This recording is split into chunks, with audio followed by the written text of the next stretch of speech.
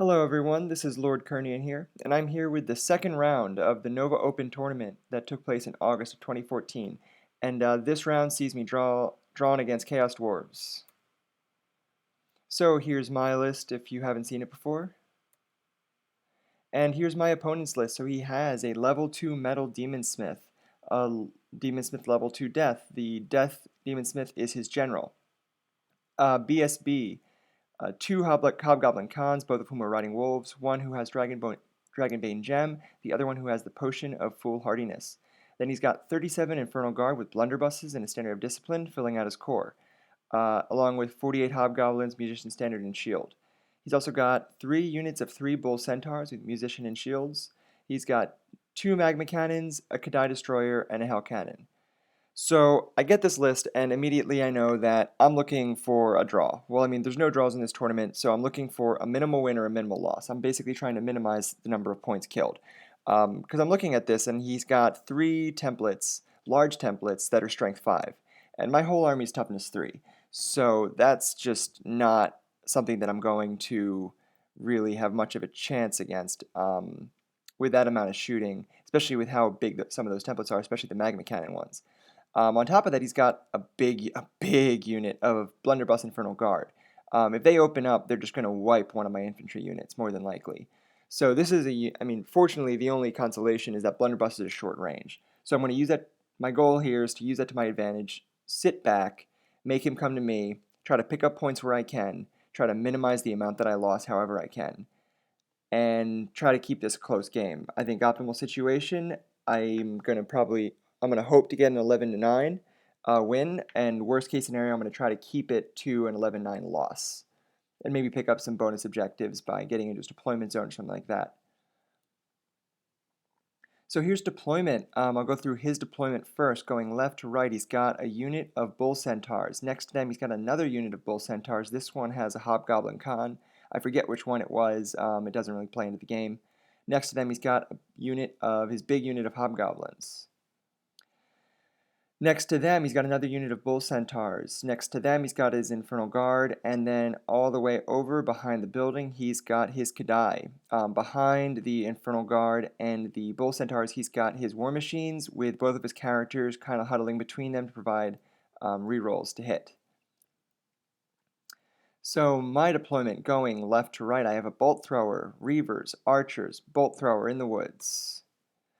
Then I have a unit of Swordmasters right there. Then to the right of them, I have my big unit of White Lions. Both of them are obviously deployed too deep because I'm trying to just limit how much damage his Flame Template can do.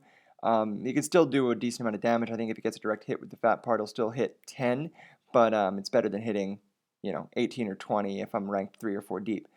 You'll notice that I made the mistake in this deployment, like I did last game, where I placed the eagle behind infantry, or behind a unit to kind of tempt a large template shot and overshoot into the eagle. This was actually, the eagles were obviously my first 2 drops, so I really didn't have anywhere else to put my infantry except for right in front of it. So it was a decision I was hoping to rectify my turn, hopefully before either of them died. In front of my White Lions, I have my archers up a little bit, ready for some shooting and some chaffing duties. And yeah, that's just a shot of his War Machine bunker. So you can see his Kadai there, his Hell Cannon, 1 Magma Cannon. His general is there between the Hell Cannon and the Magma Cannon. The other Magma Cannon's off screen to the left, and his other Demon Smith is there between both the Magma Cannon. So he's got both of his Demon Smiths there to provide rerolls to 2 of the, maximum of 2 of the War Machines there to help either prevent a miscast or ensure a hit. So yeah, this is my far right flank. So I put my Silver Helms here and my Reavers. And both the Bolt Throwers are on the hill, kind of overlooking the whole field. So I have 2 on either side. The reason I set back here is, first of all, I'm hidden from view, so the Magma Cannons can't shoot at me, which is nice. Another reason is when I looked at the table and I looked where he started to deploy, I kind of decided I wanted to split the building. So basically, it would create a situation where he can march forward to try to get at my main infantry, kind of march through the center with his blunderbuss unit. And if he does that, he can open up a chance for a big win. But conversely, if he does that, he opens up a back alley for my cavalry and my general, who's in that unit of Silver Helms, to whip around the building and get into his back line, get into his Hell Cannon, get into his general, his other Demon Smith, and both of his Magma Cannons, which is a whole lot of points. And if they clear that fast enough, which you never know, could happen, then they could even turn back towards center and help up the main line by the time the dwarfs, who are moving pretty slowly, get to me. Conversely, if he decides to sit back and protect his war machines, now his blunderbuss unit basically isn't doing anything because they're only short range of 12. So if he doesn't advance them, I'm not going to advance to him. So they basically would just be sitting there not doing anything, and there's no way he could get a big win out of this. So I'm basically kind of hedging my bets by deploying like this, that my opponent's going to want a big win, and he's going to try to advance to me. And if he does that, it's going to open up a back alley for my Silver Helms to whip around and clear his back line. And if I do it quickly enough, they could even turn back towards center. My general is here also. So obviously with the Hell Cannon kicking around, I have to worry about leadership tests because it's -1 leadership. So because I'm so spread out and I have my infantry in the middle, trying to goad him forward into me to try to get points out of those really pricey units, but then I have the cavalry over here. So with the Hell Cannon -1 leadership, I had to kind of spread my leadership bubble around, which is never ideal. So what I ended up doing is I put my general over here to, he can whip around and he could seriously help out that unit, get rid of the Hell Cannon. And he's also providing his leadership 10, which against Hell Cannon is leadership 9, which is significantly better than leadership 7, which is not sure enough for me to really rely on it. So in order to control the panic tests, I put my general over here to kind of help out these cavalry units. And I put my BSB here to provide rerolls to the main units to kind of mitigate the effect of the Hell Cannon in the ideal situation. I know my BSB in this position with a unit of infantry can get sniped out by a template weapon, but the Hell Cannon's magical, so he's in the white line unit, so my BSB gets a 2-up ward save from magical attacks from the Hell Cannon. And if he shoots at me with the flaming cannon, the magma cannons, well, they're flaming, so I get a 2-up ward save because of the dragon armor. So I figured that was a pretty safe place for him, and it's a position where he can provide rerolls to mitigate the damage that panic can do to my main line from his templates. So that's where I was going with that. So Chaos Dwarves win the roll for first turn, and they kind of do what I was expecting them to do. He saw what I was doing, and he rushed me. So all of his guys were rushing up pretty quickly. You see everything advancing like that. Over here on this flank, yeah, his Kadai, I think, was a little afraid of my general, which is another part of the reason that I put him there. And he kind of went towards the center. So that was another reason that I thought putting the BSB in general on either side of the building was good.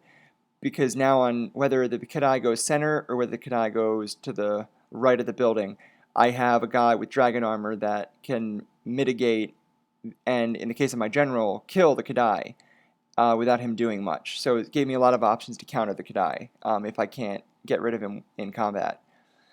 So yeah, he decided to go towards center. Other than that, everything moved up. Yeah, so his Khan hopped out of the one of the units of centaurs, which I think it was the one on the far right. He kind of tagged onto the side of the unit. He jumped out and went behind that building, kind of chaff up if I try to whip around the building with my cavalry. And then he had, I think, a pretty smart move with his blunderbuss unit. He didn't march them up full speed. He just marched them up a little bit.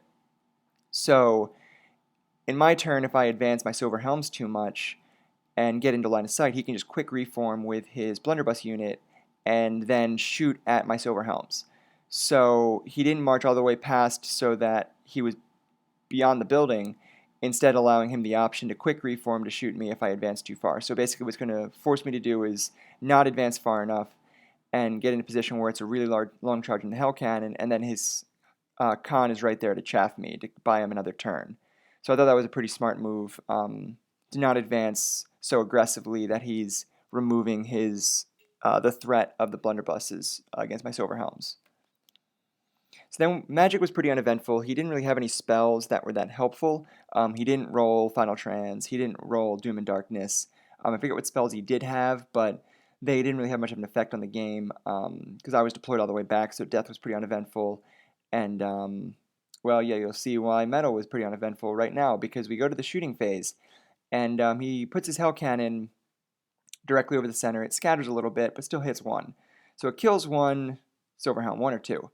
So I have to take a panic test because it's a Hell Cannon, and it's at -1. Leadership test 9, hits that, and I fail it, and they run right off the board. So top of turn 1, I haven't even moved yet, and the biggest threat I have to the Kadai Destroyer is gone. So that was fantastic. Here in the middle, he shot with his flame cannon. One of them fell short. The other one, he put it in a position where if he shot far enough, he'd hit my white lions. If he didn't, it would hit just my archers. So it went, and the fat part of the template kind of landed right in between them. He hit 6 archers and killed 6 of them. So that's there. So yeah, then we go to High Elves turn 1. So over here on this flank, he didn't advance far enough for me to advance my Reavers around the lake and still get out of his arc of sight. So I decided not to move them. I'm out of his charge range. If he keeps advancing to me, there's a good chance I'll be able to get around him and get out of his arc to get into his back lines. That's the goal with these Reavers. It's not an ideal situation because I lost my Helms. I'm not sure how good 5 Reavers are going to do against a Chaos Dwarf War Machine crew, but it's still better than nothing and at least put pressure on. And yeah, so we'll see how that plays out. So I decided not to move here, just hope I can get out of his arc next turn. And here, yeah, my main line didn't advance, but what I did do is I pushed my 4 remaining archers up into the teeth of the Kadai Destroyer. My logic here is, because the Kadai is frenzied, there's kind of 3 outcomes that I see. One is he fails his frenzy and has to charge the archers, or otherwise decides to charge the archers, in which case he has to overrun. Now his Kadai is basically dangling out in no man's land. So now I have a couple options to deal with it. It's possible if he overruns far enough, I can get a front and flank charge with my White Lions and Swordmasters, which isn't ideal because I lose a lot of bodies because of the burning body attack from the Kadai, but there's a good chance I drop it, get some points there, and then reform, condense my lines, and start worrying about getting rid of the rest of his army. Alternatively, if he passes his frenzy check, he could either move to my left towards the center of the board. If he does that, now he's basically blocking his own Bull Centaurs. So he's going to be tripping over himself, and if he does that, then I can just solo charge my BSB out. He's probably not going to do anything to my BSB. I'm probably not going to kill the Kadai, but it's fine because I'm basically just going to create a roadblock that his Centaurs now have to go around. So it's going to delay them a lot, give me a lot more time to shoot at them with my bolt throwers, hopefully get rid of some of those units, and really limit the ability of his Bull Centaurs to have an impact on the game. Alternatively, instead of going center, he can go towards the right, towards that building. And if he does that, I have a whole lot of chaff on that side. I have an eagle there, I have another eagle that can get over there, and I have, if he moves close enough, I have a bolt thrower that can advance to chaff. It's movement 5, so it depends on where he places it. But there's a good chance I could put my bolt thrower somewhere in between to interrupt some charges and delay him. So yeah, that's why I put them there. And over here, so I advance my Reavers around. I reform them into 2 deep. I know this is a tempting shot for the flame cannon, and with the Demon Smith it's unlikely he's going to fail, but I did this because his general Demon Smith is right there between the Hell Cannon and the Magma Cannon. He's pretty unprotected, so there's a good chance I can charge him out. And if I do that, it's not a great chance, but there's a pretty good chance that I could get rid of his level 2 Demon Smith general and then overrun potentially into a Magma Cannon. By being only 2 wide, I get all 5 attacks, rerolling to hit, strength 4. It's not great odds, but it's not terrible odds. So that's why I did that. If I was 3 wide in the front, he could still hit me with a flame template, but I wouldn't get all my attacks. That's why I decided to go 5, hoping that basically he, misfires or falls short or something like that. So we'll see how that plays out. I'm not sure how wise that was. So we go to the magic phase. So magic didn't have much of an impact in my turn, in this first turn, but I just wanted to show this picture because, yeah, this is what happiness looks like. I have 2 mages and I have 11 spells to choose from. This was absolutely unbelievable during the tournament. It was just a lot of fun to have 11 spells. I mean, most turns I had multiple spells that I could cast, and I could just throw a couple dice at one. None of them are game-winning spells like Final Trends or Dwellers, but you just get a trickle phase. You're going to get something off more than likely, and then it's just a case of whether or not you can roll to wound if it's damage or if it can impact the combat. but you can pretty much always get something off, and you always have a couple of spells to cast, so it's a whole lot of redundancy, and it was just a lot of fun to use. But this turn it didn't do anything. He was able to stop most things, and if I got any direct damage out, it didn't do anything. So then we go to the shooting phase, and this is where I was stupid. I think I was freaked out from losing my general and my silver helms, which were probably one of my best threats to his backline, and my general was the best threat to his Kadai. Losing that just, I think, messed me up, and I was just kind of panicking. And instead of focusing my shooting on the central unit of Bull Centaurs, which I should have done, I kind of spread them out, and the net result was that I really didn't do much damage. I think I did a wound or two here and there, but nothing really, significant happened. It wasn't until I was shooting my archers that I realized, wait, I should just be shooting at that central centaur unit because he's got a solo hobgoblin Khan in that unit, which, yeah, I mean, I can't snipe him out, but every fourth hit has to go on the character, and he's only toughness 4, he's got a minor armor save. There's a good chance of me dropping him. It wasn't until my archers hit and he had to distribute that I was like, oh, right, I could possibly kill that, get rid of one of his chaffs, get some points, and just kind of limit his options that he has by having that cheap redirector there on that flank. But I was stupid, and I didn't think about that. My archers were able to do 1 wound, but I wasn't able to kill him. So we go to Chaos Dwarf turn 2, and he continues to advance. He passed his frenzy and didn't charge with the Kadai, so that's fine. He moves over towards the building, which I'm cool with. Other than that, he just kind of pushes up. He put that unit of Bull Centaurs that's kind of central. He pushed that up, so it's kind of a tantalizing distance away. I believe I need like an 8 with my white lions to get to them. So it's a little above average, but it's definitely a makeable charge. I think he was trying to bait me in there. The idea is if I fail, he can combo charge me with his centaurs and his Kadai. If I kill them and overrun, there's a good chance I'd be overrunning into his hobgoblins, but then there's a good chance that his blunderbuss unit could then countercharge me in his turn, and that would just be a bad day for them. So I think that's what he was trying to do. He was trying to bait that charge. And then over here he pushed up some more. So yeah, that's just a picture of the actual lion in my white lion unit, kind of staring down the Kadai. I thought that was a pretty cool picture. So magic was uneventful, as I already said. It was uneventful pretty much every turn.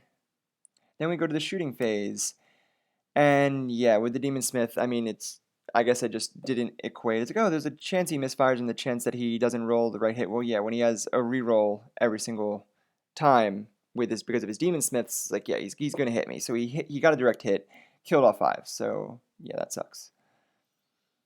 And then the other flame cannon, it shot here. He put it so that if he gets a perfect roll, basically, he pretty much needed a perfect roll. And if he got that, he would clip my eagle as well as hitting my white lions. He would just like barely nip it. So he got that ideal roll and clipped my eagle and clipped a couple white lions. So against the eagle, he rolled to wound, successfully wounded, and then he rolled D3 wounds. He rolled a 6. So he dropped the eagle that was kind of there to the right of the white lions, and in addition, he killed a couple white lions. So that was not ideal. Able to clear 3 wound eagle with a D3 wound thing. It was, I mean, I shouldn't have been that close. To be fair, I should have placed him more farther away. Once again, it's that whole not tempting shots with letting someone hit my units and kill one of my redirectors at the same time. I should have been further away, but it happens. And then in shooting phase, yeah, and the rest of shooting phase, yeah, his blunderbuss is unloaded, and in an unbelievable display of overkill, he absolutely destroyed that unit of archers, so they're gone. So High Elves turn 2, so I debated that charge, then I realized that, no, there's a really good chance with those archers gone that he just shot out, he'd be able to countercharge with his Infernal Guard, so that was not a combat I wanted to do. I also wanted to kind of counter that Kadai. He counts as a demon, and I have Shems, so I could boost Shems strength 6. Good chance of at least doing a couple wounds, make that instability test at the beginning of every turn a little bit more dodgy. So I decided not to charge and just wheel a little bit to make sure the Kadai's in my forward arc. Other than that, not much movement. Over here on this flank, my Reavers were able to march and get around well out of sight and start advancing towards his backline. So that's where they were at the end of movement. The archers advanced up. Now, this was a stupid move. Very stupid move, because not only did I advance them up, I did that to ideally chaff him. However, this whole thing of chaffing him, you actually need to create an angle so that he can't just overrun his stuff behind, turns out. So I didn't do that here, and instead just let it so he can wheel enough that he can overrun directly my bolt thrower, which was just stupid and sloppy. I shouldn't have done that. Just sloppy play. So there's that. And yeah, so this is just a better shot. Yeah, so his Kadai, or when he advanced over to this side, he was just about like 5 inches away from my bolt thrower. So my bolt thrower was able to move 5 inches just to get in front. And I don't think he saw this coming. I don't think most people don't move bolt throwers, but I mean, it's just kind of funny that I was able to, use my bolt thrower as a 70-point eagle to just kind of delay that Kadai and slow him down. Another way to just kind of protect my white lines as well. So there's that.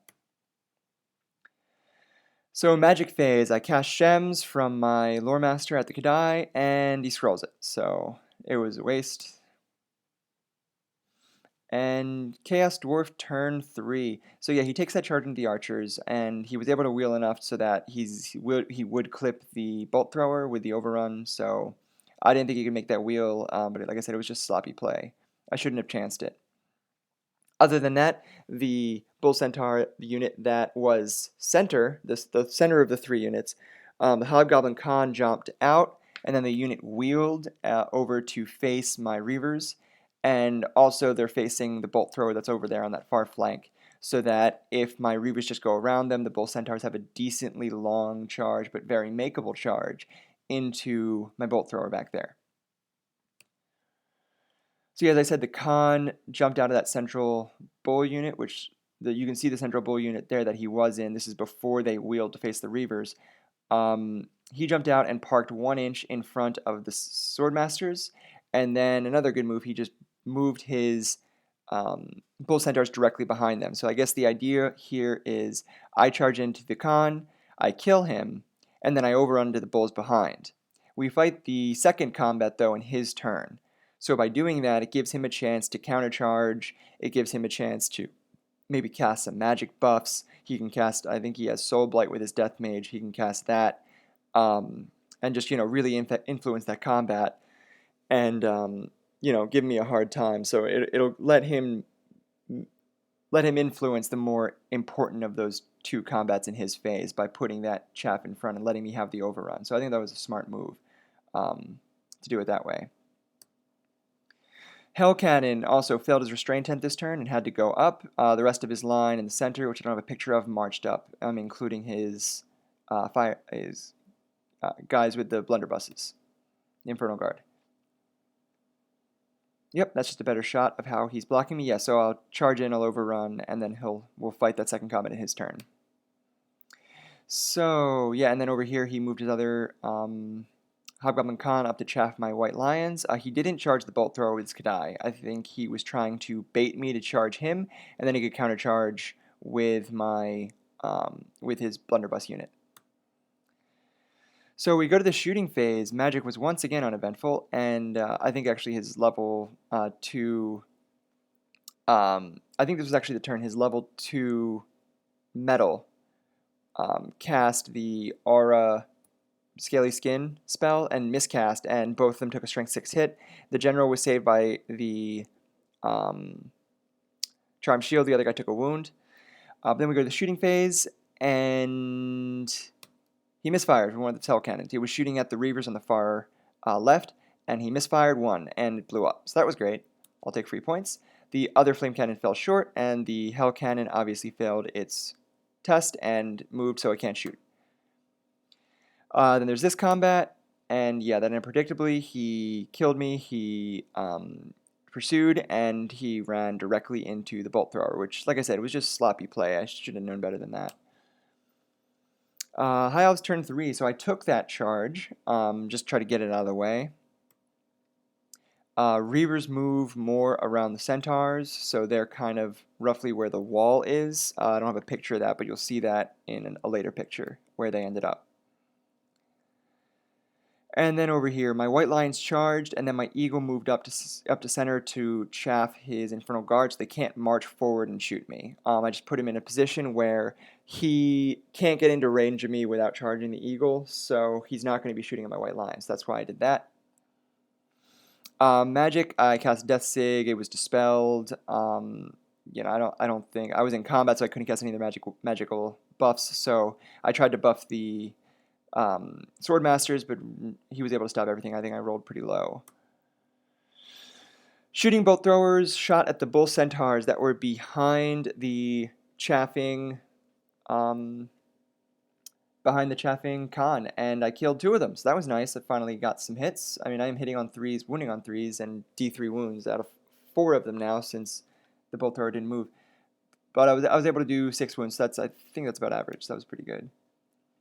And yeah, so after combat, I obviously killed that con, and I reformed a little bit deeper. Yeah, just so I can, if I charge next turn or get into combat in the early turn, he's getting close enough to where I'm not as worried about templates because it's less of a chance of him hitting me. And then over here, so yeah, this was stupid again because I'm making a ton of mistakes this game. I did this combat before the bolt thrower one, and it wasn't until after the combat was over when I was deciding whether I was going to reform that I realized, wait, we haven't fought the bolt thrower yet. So if I overrun into his bull centaur is fighting my bolt thrower to the left, are just going to reform and charge into the flank of my sword masters and probably break them and run them down. So in order to kind of compensate for that mistake, I had to reform them like this. I couldn't overrun into the centaur behind. Had to reform so that if his centaurs are charging me, they are charging the front.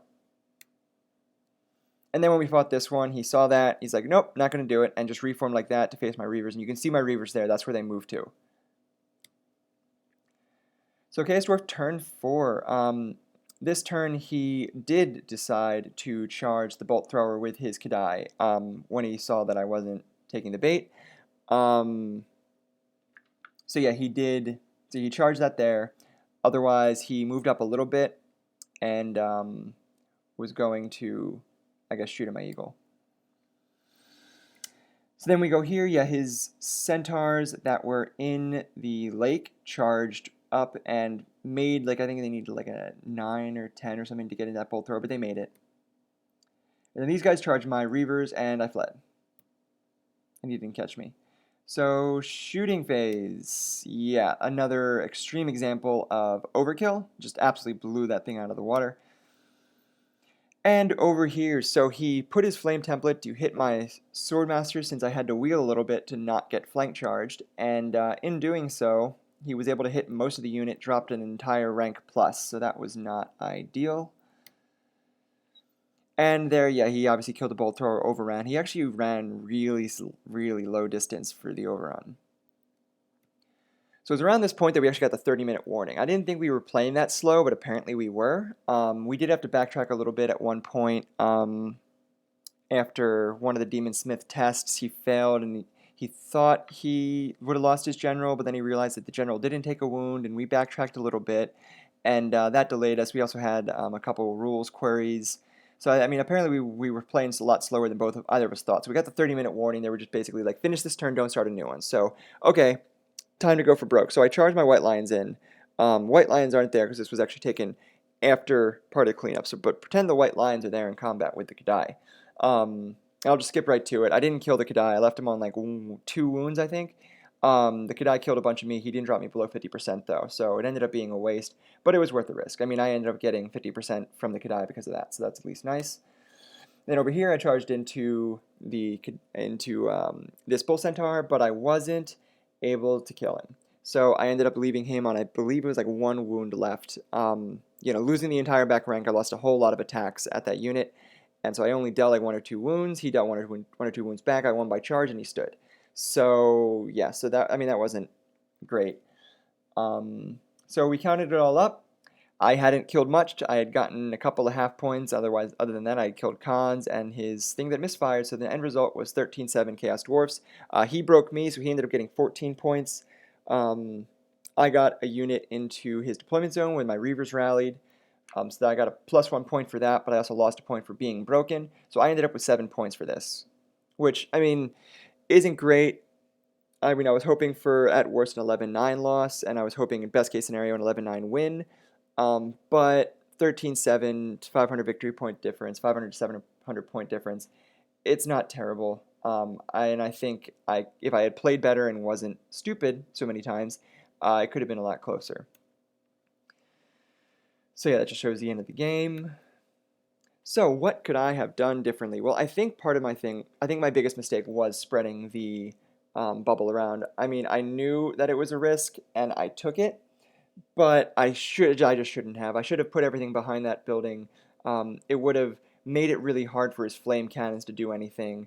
It would have made it, it would have definitely pigeonholed or kind of funneled him into one area with his Kadai, with his centaurs, with his blunderbuss unit. They'd be tripping over each other, and being that they're already slower than me to begin with, especially my cavalry, I could totally, I'd have the option to pick around him, pick my combats, and hopefully pick up points, and otherwise avoid his template weapons.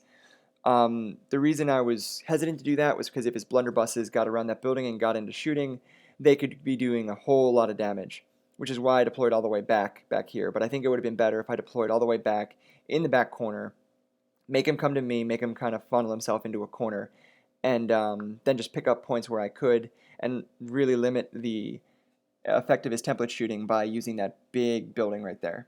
And that would have been a better option. I think it would have kept it closer, and I wouldn't have given up so many points. I definitely wouldn't have lost my general. And then we're going to give out awards for this game. So the Darwin Award, and this is for the unit that is so concerned with self-preservation that they flee the table on turn 1 after taking 2 casualties. And that obviously goes to none other than my Silver Helms with my general. Yeah, that was the point where I think that just broke me. That happened, and after that, it was just kind of like, I mean, I was still upbeat. I still had a very good game. I still think it was a very fun game. He didn't say anything about, I like to hope that I wasn't that bitter about it, and just kind of like, well, whatever, it happens.